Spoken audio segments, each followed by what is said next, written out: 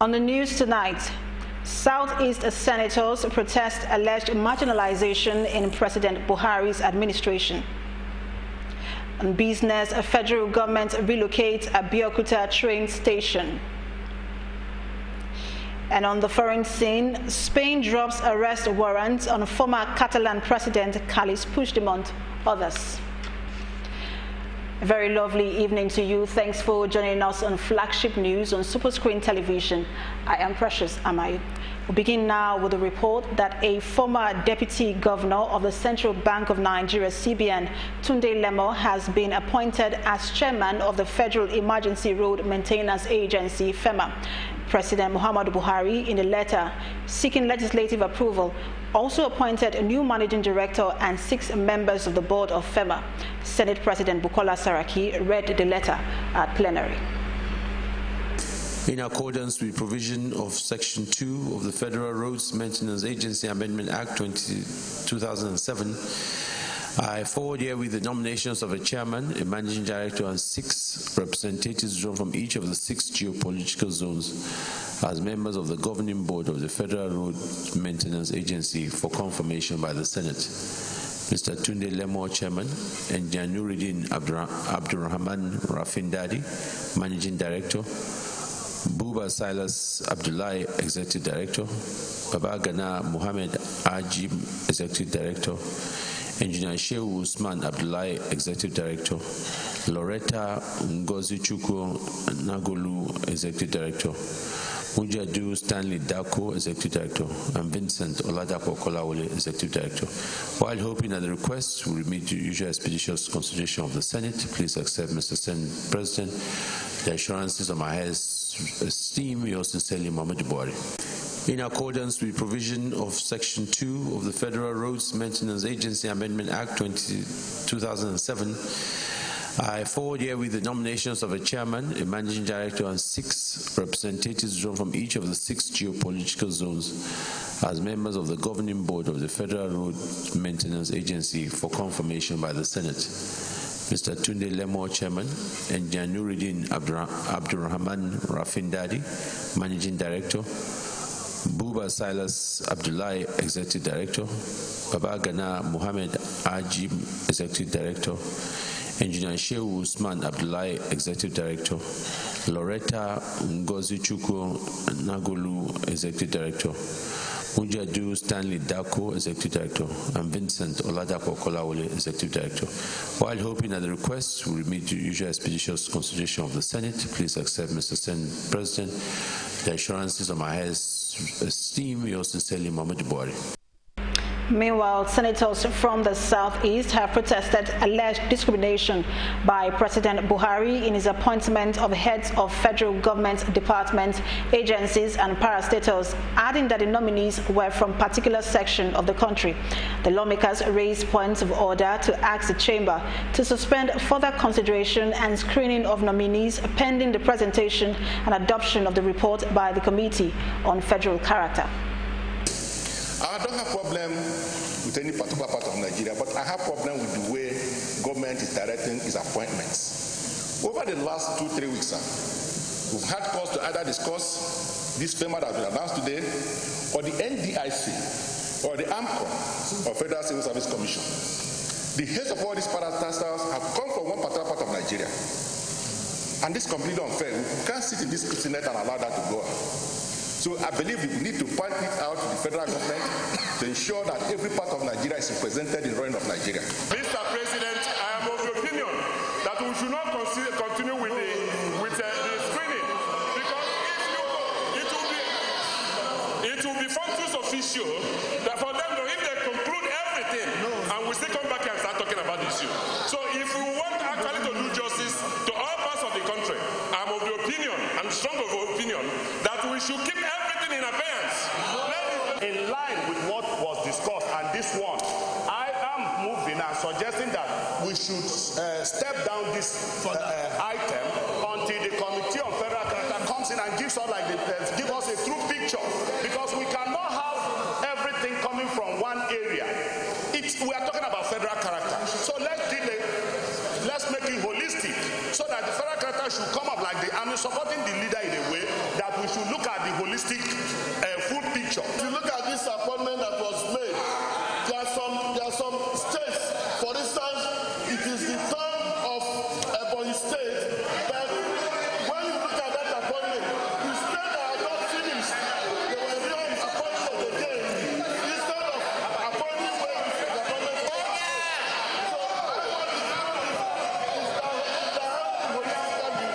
So what is We're all on the same side.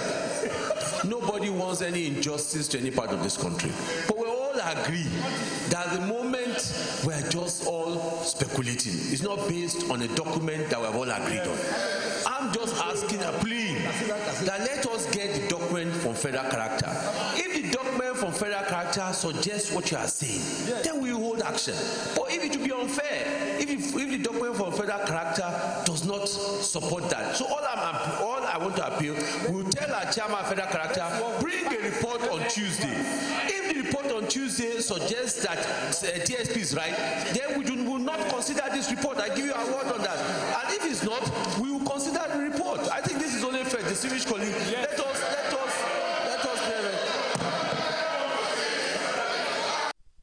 In reaction, Senate President Bukola Saraki mandated the Committee on Federal Character to investigate Buhari's appointments and present report to the chamber next week, Tuesday.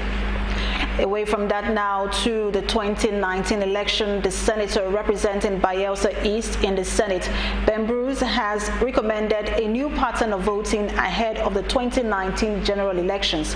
The lawmaker on his tweet suggested that to end vote buying, as was widely reported in the Ekiti State governorship election, voting via SMS should be considered. The lawmaker also tweeted that Nigerians can vote by text since there are over 100 million phone lines in the country, adding that all mobile lines are registered by the NCC, which captures names, personal details, photos, and fingerprints of the registered owners. President Muhammadu Buhari has approved the appointment of 3 directors general, chief executive officers of 3 agencies under the Ministry of Mines and Steel Development. The information was contained on the Twitter handle of the personal assistant to the president on new media, Bashir Ahmed. The appointees are Umar Hassan, DG CEO, National Steel Raw Materials Exploration Agency, Kaduna; Linus Asuko, DG CEO, National Metallurgical Development Center, Jos; and Suleiman Hassan, DG CEO, Nigeria Institute of Mining and Geosciences, Jos. And on now to politics. The Akwa Ibom House of Assembly says 29 bills and 120 resolutions have been passed in the last 3 years. Speaker of the House, Onofiok Luke, who disclosed this to journalists, said different committees of the House conducted 30 public hearings during the period.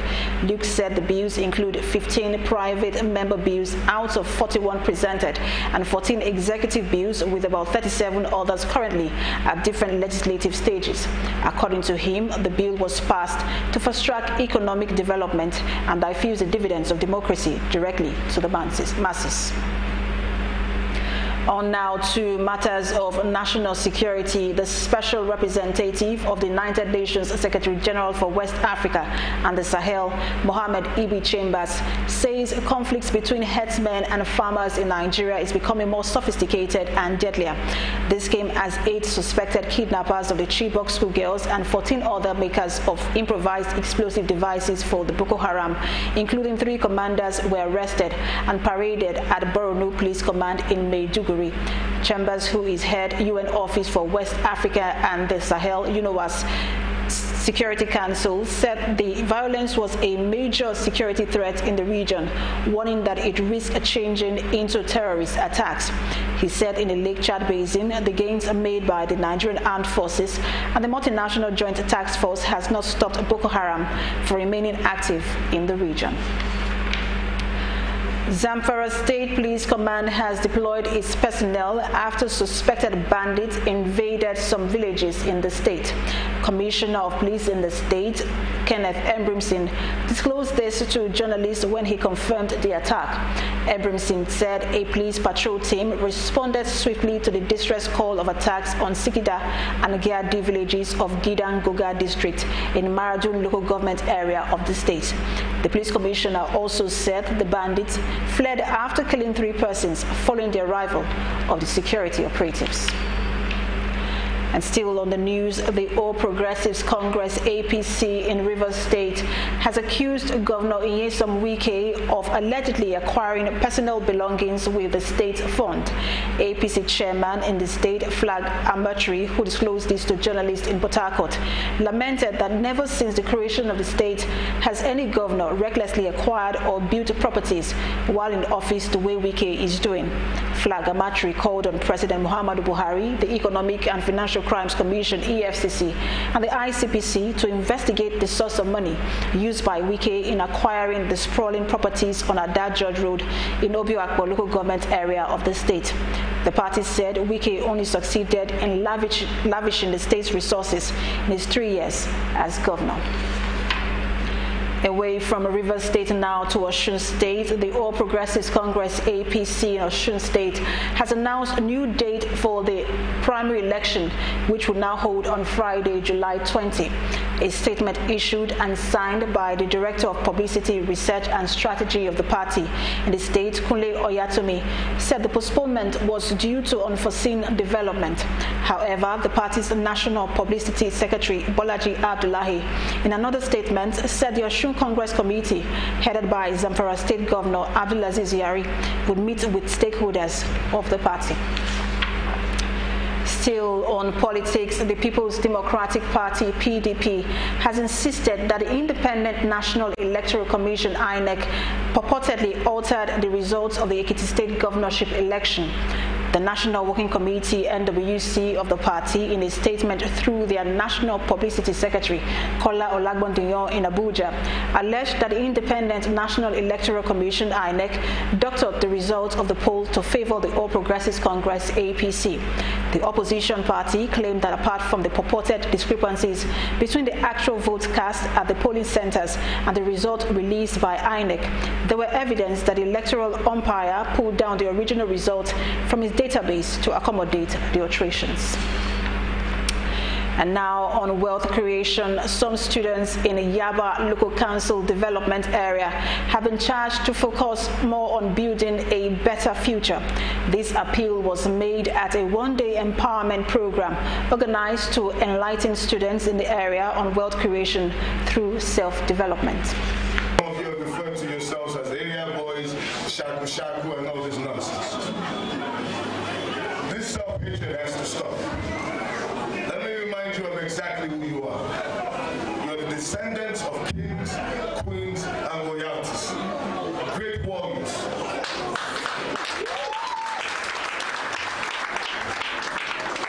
You are the generation that Nigeria has been waiting for. You are the first generation born into the information age. That means most of you are global ambassadors just by clicking a button on your phone. So I need you to start believing who you are. This program is dear to my heart, so I'm going to monitor your success. I pray that all of you get admission. And when you do get your admission, you're going to have a phone number that you call whenever you have problems, whether it's transportation problems, whether it's academic problems. We're going to be there with you for every step. Now, when you do graduate, God willing, when you do graduate this program, we'll also be there with you to make sure that most of you are gainfully employed. Most of the graduates are the classroom graduates. There are some technical jobs out there that do not see anybody to do them. All in the name of the fact that they are all graduates, they are all classroom graduates. They cannot do all these things with themselves. This problem, it's what this program is trying to address, and is addressing it not at the degree level, it's taking it from the grassroots. That's why we have the students of leaving the JSS or leaving the SS, before they get into university, they can go into the technical aspect. What we have is the highly educated and the completely illiterate set of people. You see, the mid-gap is the situation we are having now. A lot of people that are supposed to bridge the gap, the mechanic, the plumber, the electricians, the hairdressers, you know, they are gradually going into extinction. What you have people doing now to ride Okada, Maruwa, Yahoo, you know, all those stuffs. So that gap is gradually expanding. And in an economy, if you have that gap widening, it's going to affect the economy of any nation. So we need these people to bridge the gap of the economy. And with this kind of program, it will improve the employment rate. So the rate at which you are saying unemployment is increasing, by the time you have this set of people coming back on the scheme of things, then you gradually have a reduction in unemployment rate. Advise the students on the importance of practicing all they have been admonished to do, just as the organizer promised to sponsor 5 students with excellent performance to study in Canada. What the government is doing presently is for people to get fully equipped with skill acquisition, and that is the focus of the present government. Also, we heard about the state government as well. There's LASVEB and several other vocational centers around. So the government should just improve on it. There should be sensitization, more advocacy. A lot of people are not aware of these programs going on. So the government should embark on advocacy programs that would enlighten the public so that they know what and what to embark upon. If you have the right scientific knowledge, then you can adapt to anything.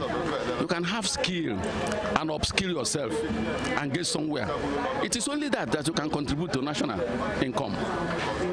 What I will advise the beneficiaries to do is take the work, take the skills very seriously, adapt to it, learn it, chew it. If there's anything like drink it, let them drink it. So that in the long run, other people will also benefit from them. And then they will contribute to national growth. All of us cannot get white-collar job. But what we need is a sort of self-sufficient. And the way you can have self-sufficient is when you have your own job. When you have vocational empowerment in any area and you're able to develop yourself. Those skills that they're going to acquire is what they're going to use to benefit their lives, the lives of their family and their friends. So the idea behind it was really to empower mostly people from the millennial generation. When they graduate, we'll make sure they gain jobs, and for the 5 best students, we're going to be taking them to Canada, to University of Ontario for an exchange program. Coming up, federal government relocates Abeokuta train station. We'll bring you more details on this report in the business news after the break. Do stay with us.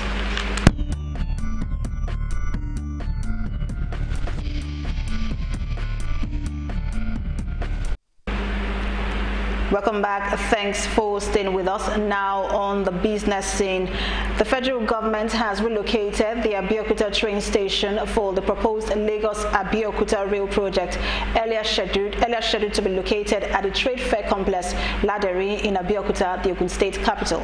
Minister of Transportation Rotimi Amechi, who disclosed this after a visit to the project site, said the train station will now be sited at the urban new city, a 6-kilometer distance from the state capital. Amechi said the earlier chosen site was declared unsuitable by the engineers, adding that the new location will enhance the new city development project as well as attract rapid development to the area. And now to the currency black market. The House of Representatives chamber also urged the Central Bank of Nigeria, CBN, to commence immediate withdrawal from all banks such mutilated notes from circulation and replace them with new notes, especially the 100 naira notes. This was sequel to a motion sponsored by Adekoya Adesegun Abdelbajid, who noted that the naira is greatly losing its value in the international market and facing a serious war within the country.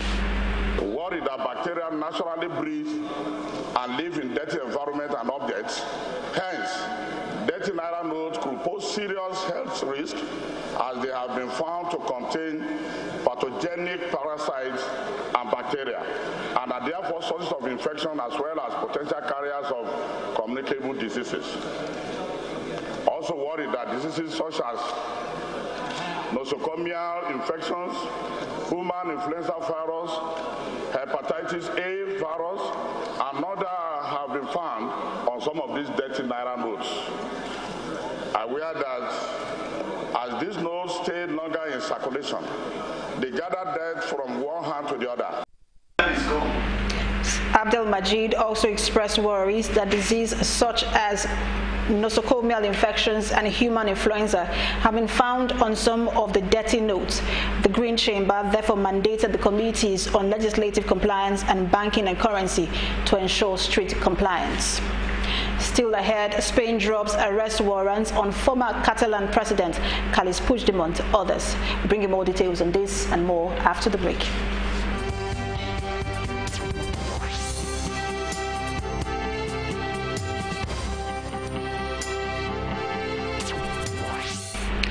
Welcome back. Thanks for staying with us. Now on the foreign scene in Spain, Spanish authorities has revoked European and international arrest warrants for former Catalan President Carles Puigdemont and other leading separatist politicians currently in exile.